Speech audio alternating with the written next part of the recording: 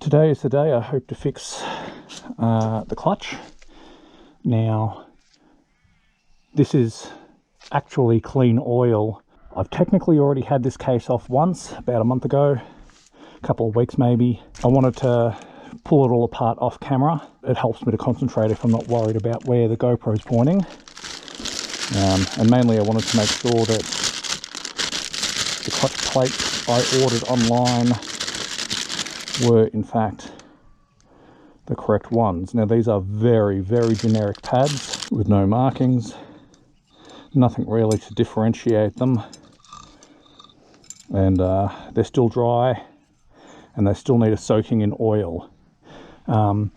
Because that is fresh oil, it's only been sitting in the bike because I topped it up once I put the case back together last time, because I didn't have enough tools to get the job done. But I'm going to soak these in oil. They don't need to be in overnight, only about an hour or so I reckon, just to let those pads soak up so they're not dry when they go in. Now I'm going to say this again, because people don't seem to get it. Don't do what Nick does. Alright, this is not a how-to channel. I record this mostly for the purpose of catching my own mistakes if I make them, or as I make them. And yeah, it does make good content. So I don't want to say watch and learn, but you know what, if the shoe fits. We don't need to undo these two because we don't need to get to the oil filter.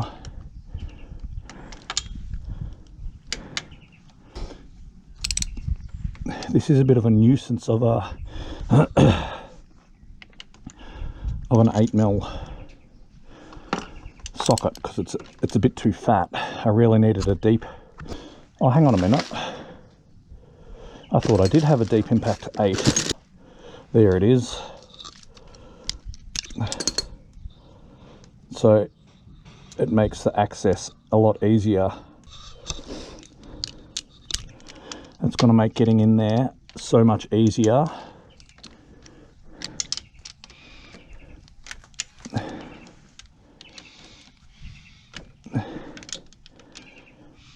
So as always, all we're doing here is cracking the bolts.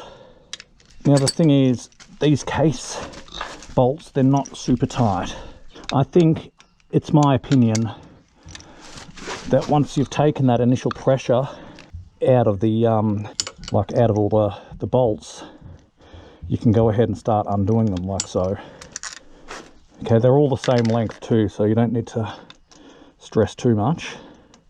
Now we're just going around every now and then just to make sure that nothing's getting like pinched up and over tight. But I'm trying to give you the best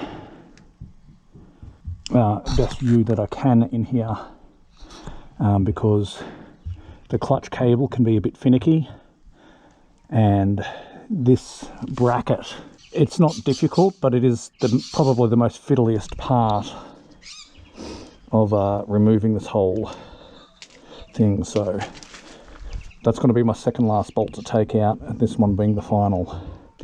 Okay, now let's have a look. All this has to come out in here. All this is a bracket. Okay, so turn it around the clutch cable and out it comes. Now the clutch cable,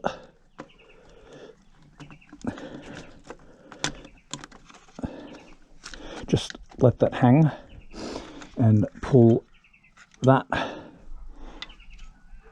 clip, that can hang back there. As we can see, the oil's starting to drip out of the case now, all over the exhaust, but that's fine. So I'm keeping pressure on the case while I remove this last bolt. All right, let's put our filler cap back in. Okie dokie.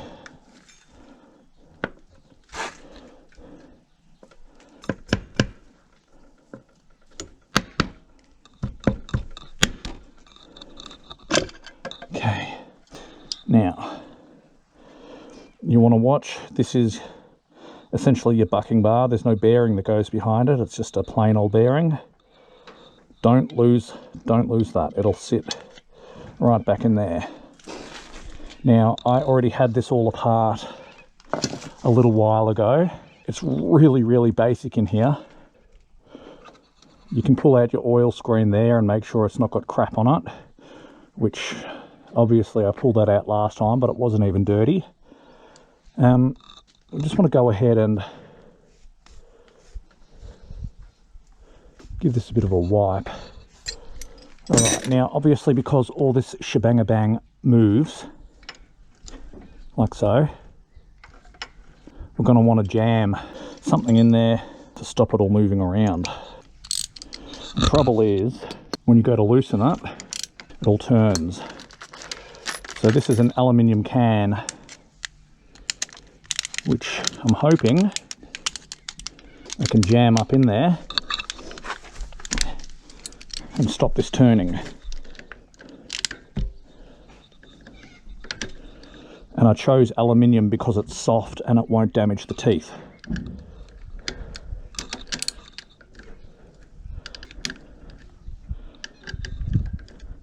Alright, that worked a charm. Now these spring bolts, I call them spring bolts, I don't know what you call them, but they're quite long, so you do have your work cut out for you. You know, say if this top one loosens too much, it will compress this bottom one. Right, I think this is due to come out any second now.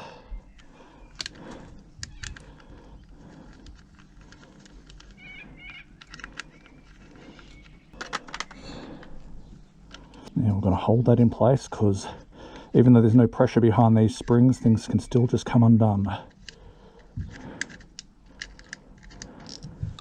Right, now remove the plate. Now this bearing will just pop. Alright.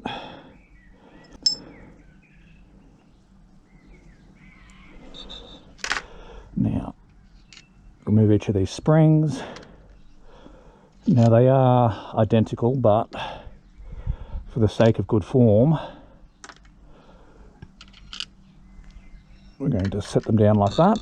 Now, there is a clutch holding tool, which I don't have, but obviously you cannot get to the plates without removing this. And here is the moment of truth.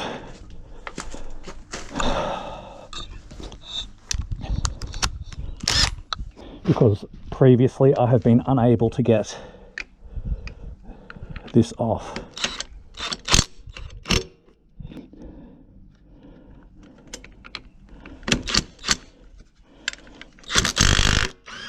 There we go.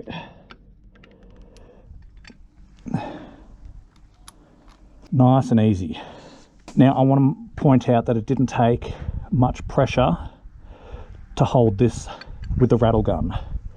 Okay, so one nut and washer. Now this should just pull.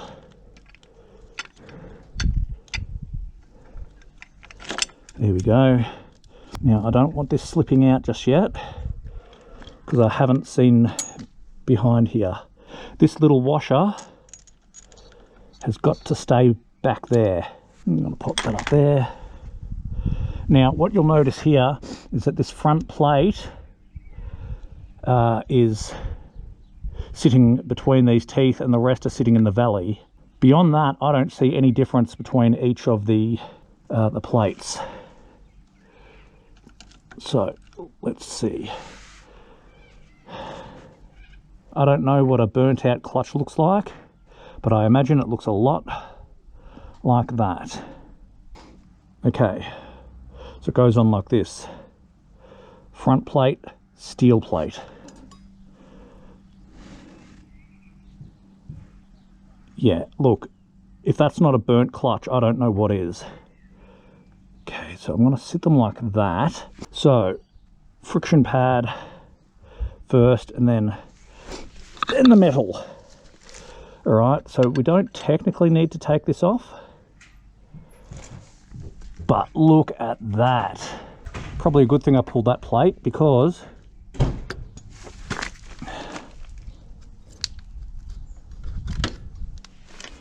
okay, we can now give this a proper clean. And it had all that, that's all the grit and grot and grime from the burnt out clutch pads. I'm not going to get in here with any kind of solvent or anything like that, because I don't want to completely remove the coating of oil that's on there. So my original concern was, hey, what if I ordered the wrong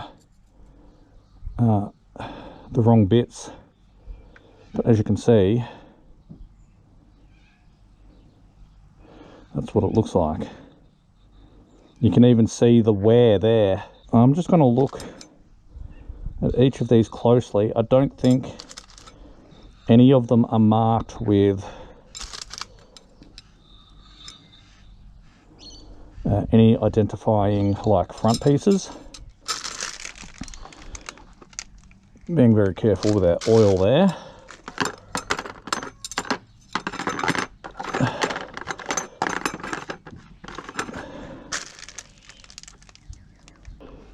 Let's not be shy with the oil.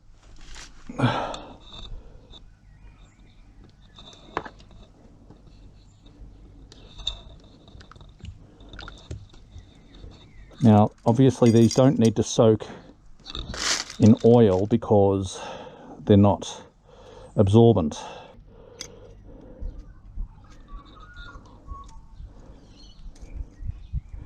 But again, we're looking, we are seeing a direct match, which is what we wanted to see, really. We don't want any shit getting in the oil. So let's just cover that up, and we'll check in an hour.